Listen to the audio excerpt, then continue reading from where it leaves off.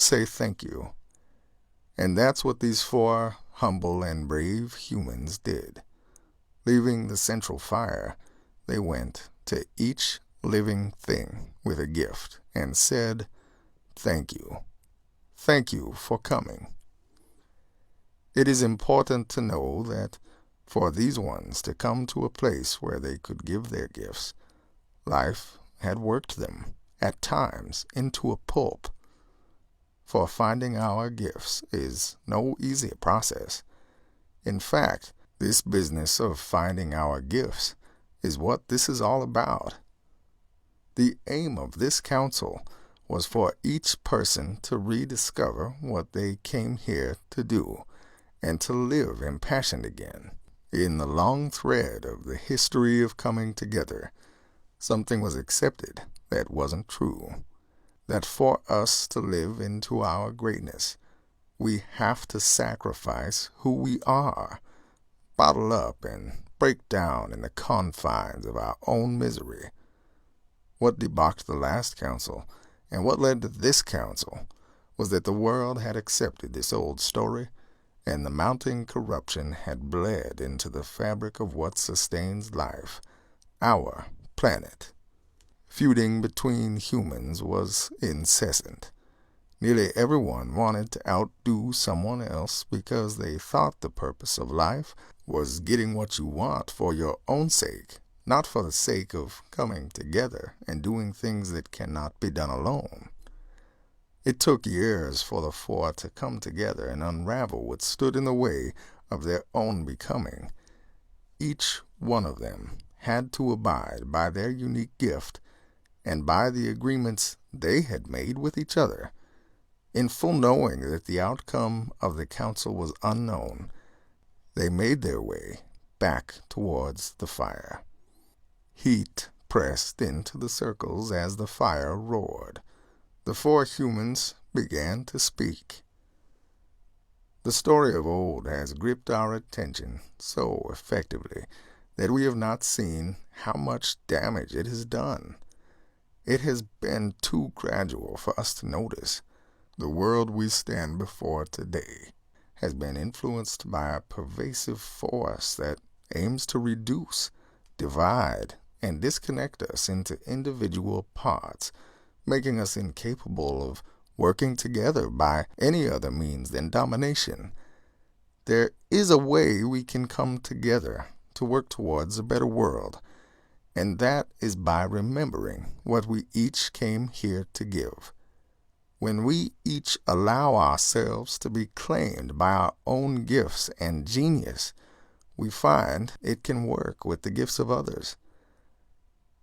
There was a pause as the whole of everything began to vibrate in discomfort. There were heaps of stories like garbage dumps that had taken residence in everyone's dignity.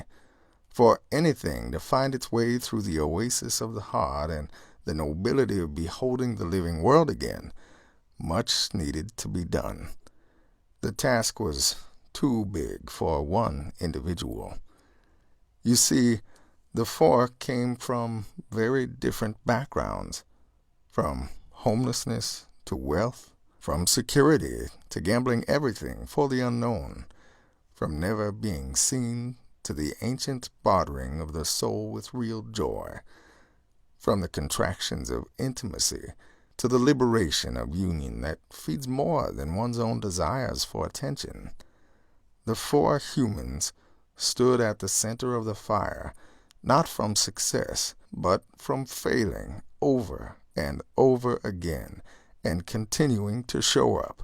They stood not in an agenda for everything else, but in an invitation for everything to live into what it has always been. The stakes were high. The sound of grinding teeth and heavy breathing lifted into the hot air. Tears filled the desert with the movement of moisture.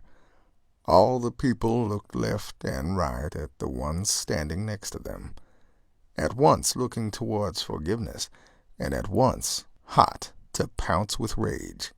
Voices shouted out, "There's too much pain. We don't know what to do. There's no point in doing anything." I like what I have, and I want it that way. I've worked hard. I'm not going to risk what I sacrificed my life to get. The council had begun exactly where it ended last time, in discontinuity. The four at the center held on to nothing and were prepared for anything, as is the way with beginnings. Their vision was brought manifest by a living and lived reality of their individual values. They were working towards living their values into the whole. They trusted that when everyone found their gift and passion again, an organizing principle would create a force of coherence and connection.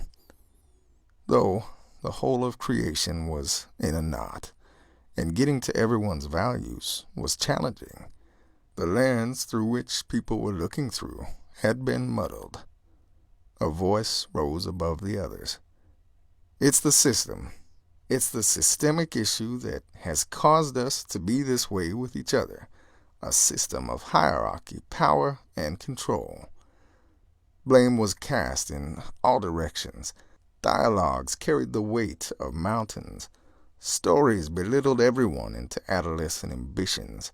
The whole world was living from a state of immaturity and could do nothing about it. The people grew young again and turned towards the fire. They bellowed. At least they were finding something in common.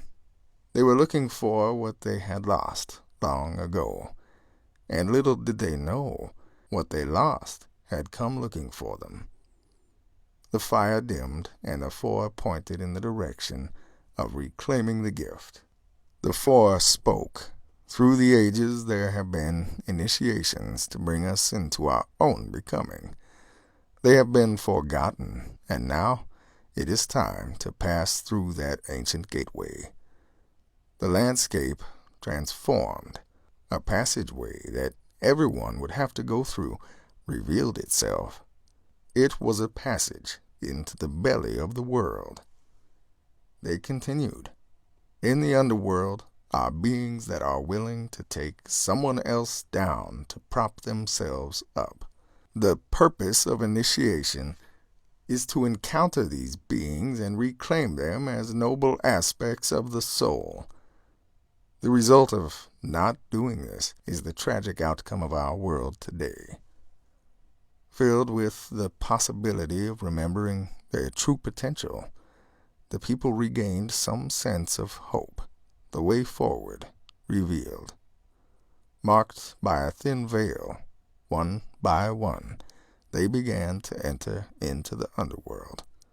Just beyond the veil, a tall, shadowy figure appeared and began speaking. It is by following the light of your heart that you will be able to make it through these tests. There are patterns emanating from you that contain the way toward belonging to the world you desire. Listen closely to your inner compass, for you will have to learn how to abide by your true expression. May you not falter. The tall figure disappeared into the shadows, and the people began to walk into a damp, dark tunnel. They walked for days. Each step led them further into themselves and directly into their past. The tunnel opened up into an echoing, cavernous room. The four leaders spoke. There are great forces we will encounter. We must come together to form groups. To form groups, we have to ensure that you are coming from a perspective or lens that is appropriate to you.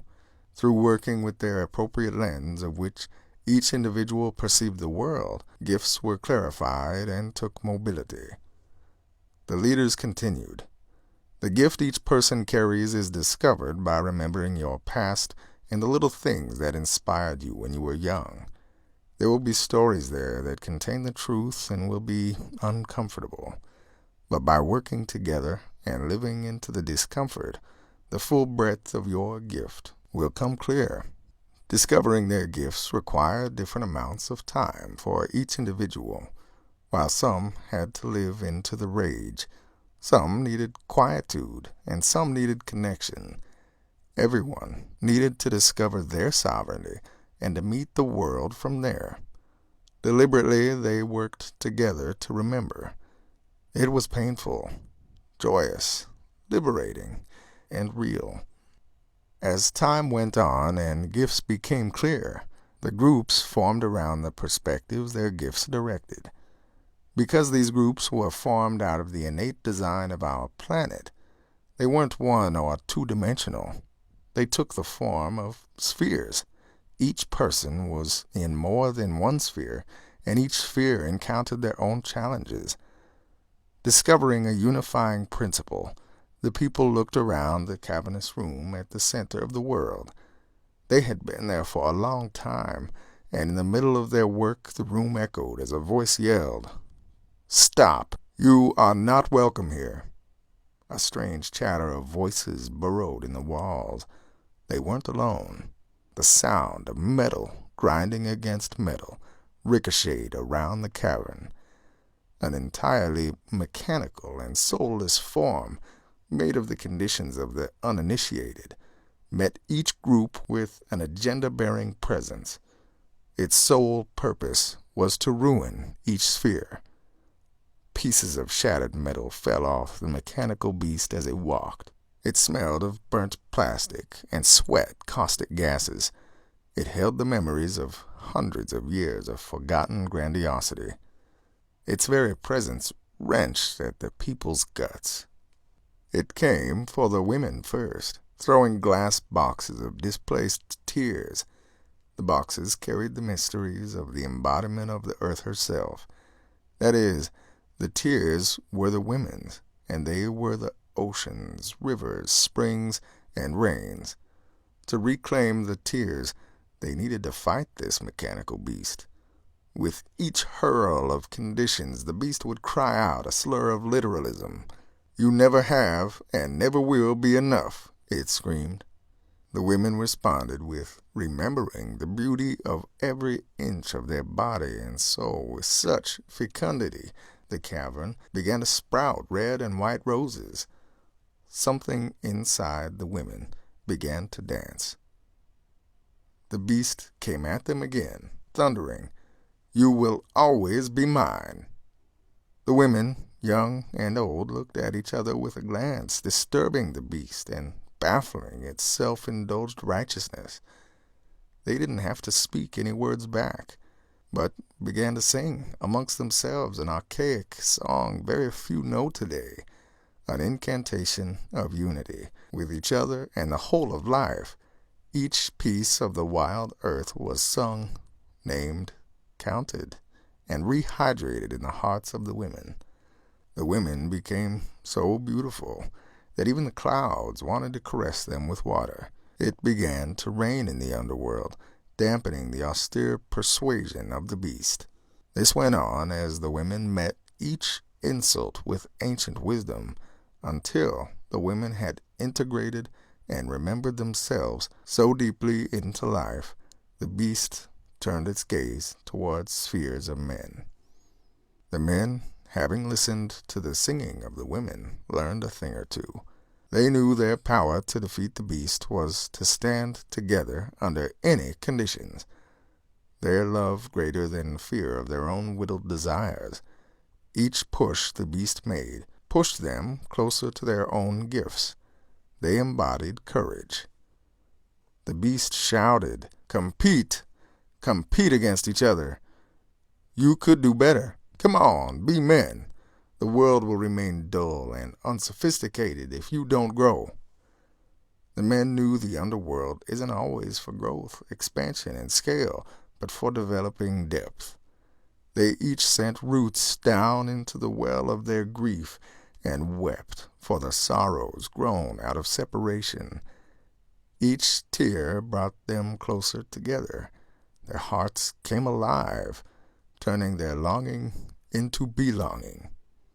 The beast begrudgingly yelled again, "I've watched all of you and seen you do your best and still not be enough. Come with me and I will show you the way towards real wealth." The men made the choice that this time, together, they were going to make one swift movement and faced the beast. They spoke as one voice. You cannot defeat what you don't understand.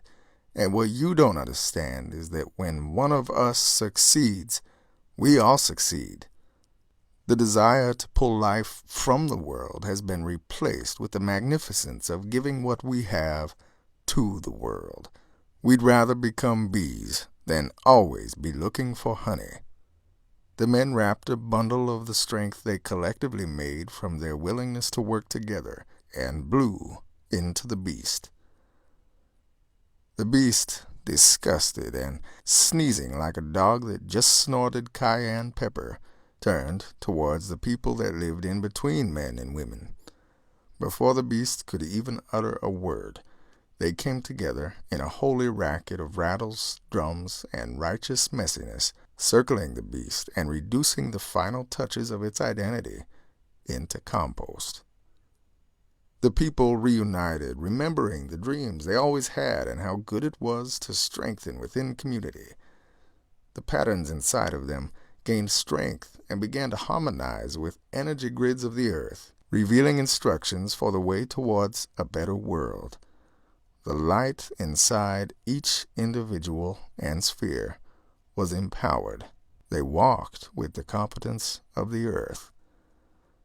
They encountered many more beasts of the same nature, attacking spheres of creativity, design, innovation, health, and well-being.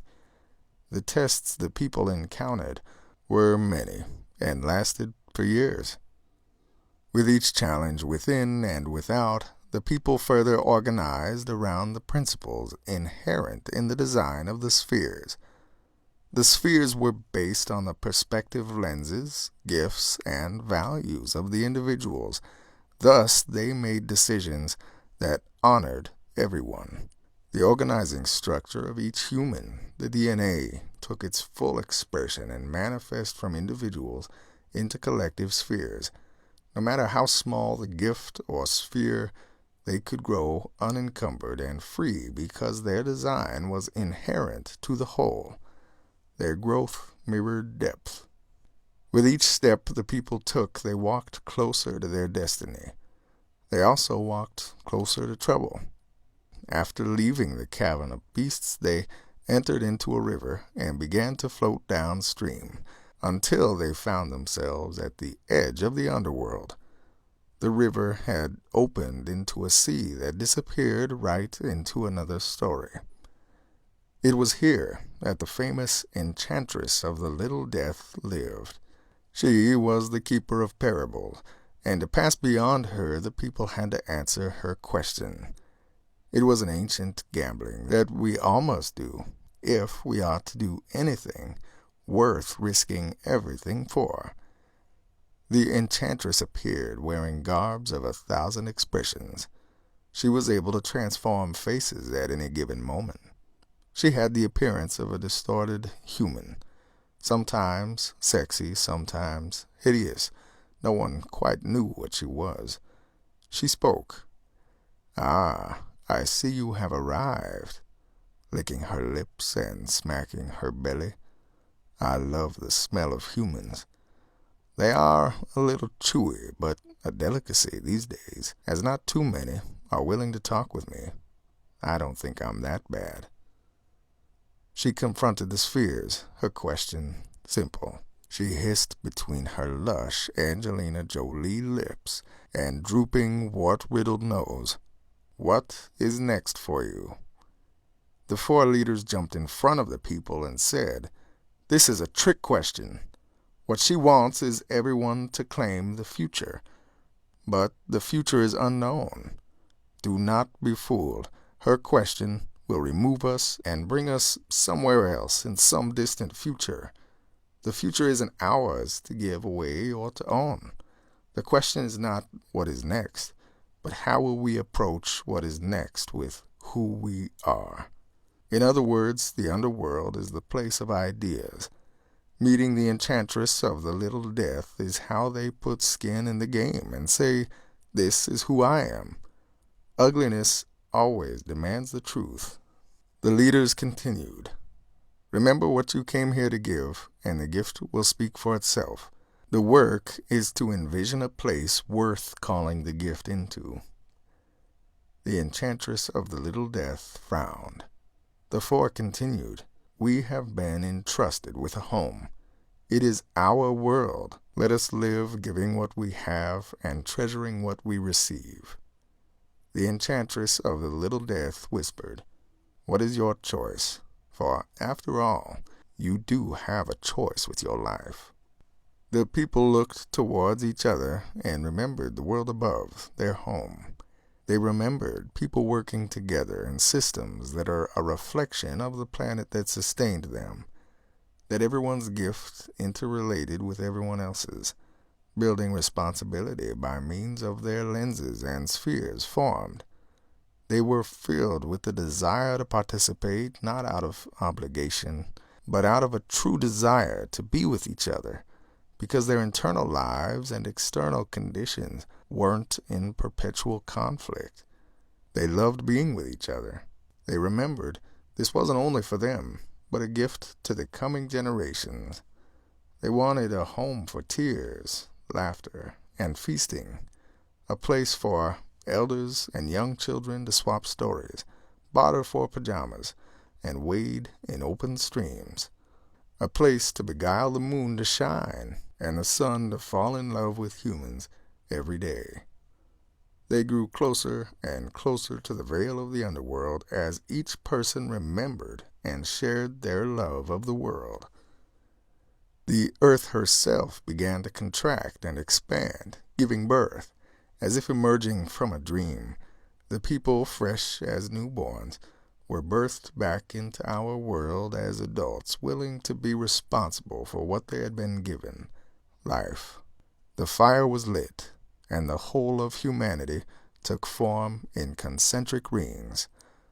A hum took over them as they allowed the music of the world to sing through them.